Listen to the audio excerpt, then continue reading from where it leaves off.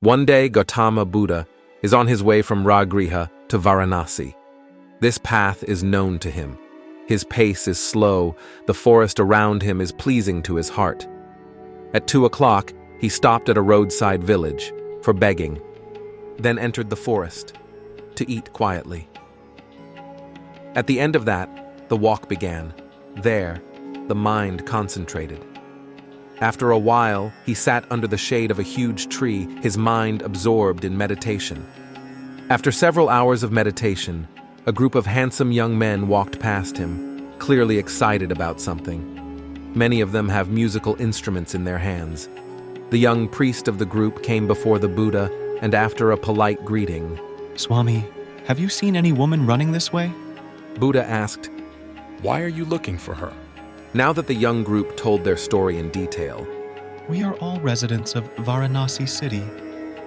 That very morning came to the forest for entertainment, and we bring with us our musical instruments, and a woman for entertainment, who is a singer and dancer.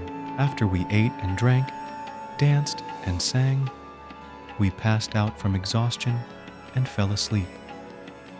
But after waking up, we saw the woman run away with all their valuable jewelry. Since then, we have been searching for her in this forest." the Buddha then calmly looked at the young men and asked, "Friends, you tell me which is better at this moment, to find that young lady or to search for yourself?" The young people were surprised. The celestial form of the Buddha and his strange question suddenly led them to soul-searching. In the first question to Buddha, the young man said, "Oh, Venerable Acharya, it seems that we should know ourselves first." The Buddha then said, Life is known only in its present moment, but our mind rarely dwells on that time. It wanders either to the past or distant past or in search of the future. Our mind is always busy. Either it dives into the realm of memories or dreams of the foe. The only way to touch life is to return to the present moment. Once you know how to go back in time, your consciousness will awaken. You will discover your true self. Look at these tender leaves. See how the sun's caress touches them. Have you ever seen with curious eyes, seen with your calm, tender heart? This green glow is one of the wonders of life. If you have never seen it, I implore you, watch it today. The young man's group gradually calmed down, and looking in the finger-pointed direction of the Buddha, they saw how the green leaves were slowly moving in the gentle breeze of the 2 hours. After a while, the Buddha turned to the young man, sitting on his right side, and said, "I see a flute in your hand. Can you play a bit for us?" The young man was ashamed, but he raised the flute to his lips, started playing.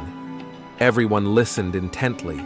The mournful cry of a disappointed lover rang out in the melody of his flute. The Buddha's eyes never left the young man with the flute for a moment. When he finished playing, it was noon. The forest was covered with a shadow of sadness. Still, no one said anything. Suddenly, the young man held out his flute towards the Buddha and said, "Venerable Acharya, please play something for us." Buddha smiled. The rest of the youth laughed at their friend's folly. Whoever heard a monk play the flute? But to the surprise of all of them, Buddha picked up the flute. Every young man in the group now looked at the Buddha as sign of immense curiosity. The Buddha took a few deep breaths, then touched the flute between the 2 reeds. A picture flashed in his mind. A young man playing the flute in the palace of Kapilavastu in the distant past. That day was a full moon night. In the distance sits Maharaj Suddhodana enthroned. A little further, Yasodhara, surrounded by the sandalwood fragrance of incense. Buddha started playing the flute.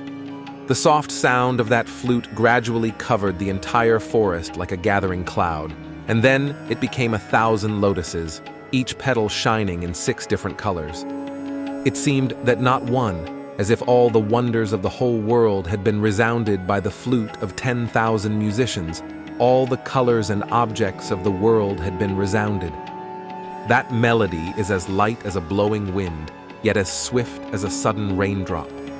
sparkling like a white bird flying overhead, like a very own lullaby, bright like a precious gem, yet so soft, like the smile of a great soul beyond sorrow and happiness and thoughts. Like the birds of the forest, they stopped singing just to listen to that heavenly melody. Even the wind stopped, lest there be a sound in the leaves of the trees. The entire forest was filled with an all-pervasive awe, peace, and holiness. The group of youths seated near the Buddha were also bathed in this ultimate experience and settled at that moment alone in unwavering rapture. Even when the Buddha laid down his flute, the melody was still alive in their ears, and none of them had any interest in the runaway girl or the jewels she had taken. They sat in silence for a long time. Then the owner of the flute asked the Buddha, Acharya, you play so beautifully. I have never heard anyone play such a wonderful flute before. Who did you learn to play like that from? Will you accept me as your disciple, so that I can learn to play such a flute from you? Buddha looked at the boy and replied, I learned the flute when I was just a boy. For the past 7 years, I have never played again.